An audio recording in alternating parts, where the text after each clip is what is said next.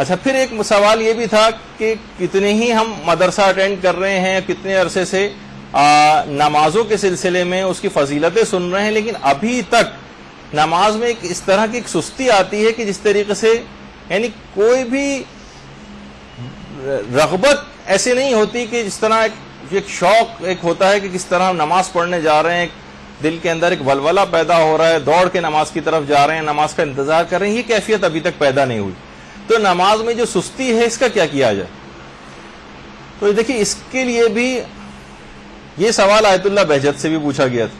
ایک جوان نے کہا تھا کہ نماز پڑھنا میرے لیے بہت ہی مشکل کام ہے، آخری منٹوں میں بھی بہت ہی مشکل سے جاتا ہوں نماز پڑھنے کے لیے، اب میں کیا کروں؟ تو آیت اللہ بہجت نے جو نماز میں سستی کا علاج اس نوجوان کو بتایا. تو پہلا یہ 2 علاج بتائے، ویسے تو اور بھی بہت سارے لیکن کم سے کم 2 علاج.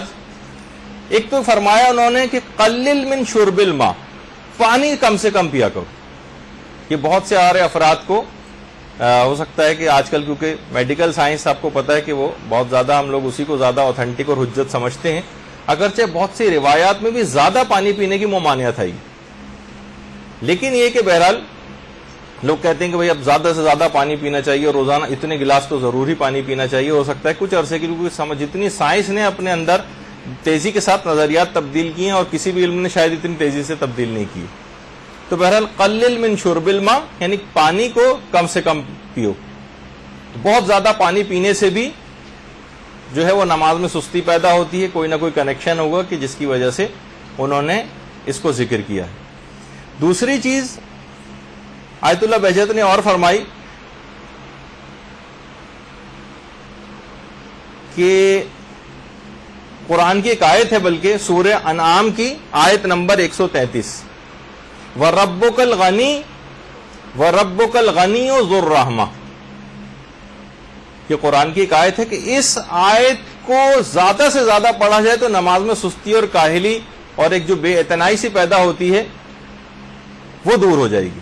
وَرَبُّكَ الْغَنِيُّ ذُو الرَّحْمَةِ، یہ زیادہ سے زیادہ پڑھا جائے. وہ بچے اور نوجوان کے والدین جن کے سلسلے میں پریشان رہتے ہیں کہ ان کو کوشش کر کر کے ہم تھک جاتے ہیں، نماز کے لیے آمادہ نہیں ہوتے، ان کو بھی آپ یہ بتائیں کہ چھوٹی سی ایک آیت ہے، اس کا ایک ٹکڑا وَرَبُّكَ الْغَنِيُّ ذُو الرَّحْمَةِ، یہ سورہ انعام کی آیت نمبر 133. یہ بچے سے کہیں کہ روزانہ زیادہ سے زیادہ پڑھ لے تو آپ کچھ ہی دیکھیں گے، دنوں میں دیکھیں گے کہ یہ تبدیلی اس کے اندر ایک رونما ہونے لگے گی اور نماز کی طرف خود بخود رغبت ہو جائے گی. پھر ایک مسئلہ یہ بھی تھا کہ چلے نماز کی طرف اگر چلے بھی جاتے ہیں تب بھی نمازوں میں خشوع و خضوع پیدا نہیں ہوتا. نمازوں میں خشوع و خضوع، اس کا جواب بھی ظاہر ہے کہ علماء ہی سب سے زیادہ بہتر دے سکتے ہیں.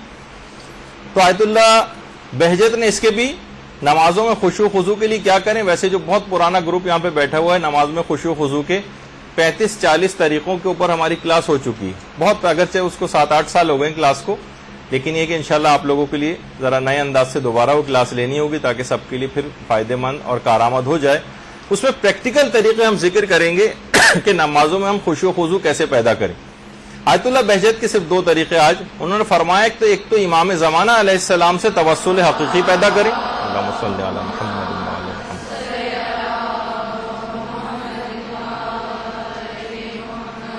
اور دوسرا یہ کہ نمازوں کو ان کے اول اوقات میں ادا کریں. پھر آپ خود دیکھیں گے کہ اگر آپ نے اس بات کا اہتمام کر لیا امام زمانہ سے توسل حقیقی کیسے پیدا کریں، خود ایک ذرا تفصیلی موضوع ہے جو انشاءاللہ 15 شعبان کے سلسلے میں جو امام زمانہ سے متعلق ہماری ایک نشست ہوگی اس میں اس بات کو ذکر کریں گے. اور نمازوں کو ان کے اول اوقات میں ادائیگی خود اس بات کا لازمہ بن جائے گی کہ آپ کا نمازوں میں خشوع و خضوع خود بخود پیدا ہو جائے. یہ اس وقت ہوتا ہے کہ جب آپ نمازوں کو بہت زیادہ لیٹ کرتی ہیں، ڈیلے کرتی ہیں، کاموں پہ کام کرتی چلی جا رہی ہیں، اپنے گھریلو اور نماز کو پس پوش ڈال کر آخری اوقات تک پہ کھینچتی ہوئی لے جاتی ہیں، تب یہ ایسا ہوتا ہے. اگر اول وقت میں ادائیگی کا اہتمام ہو تو خود بخود خشوع و خضوع پیدا ہو جائے گا.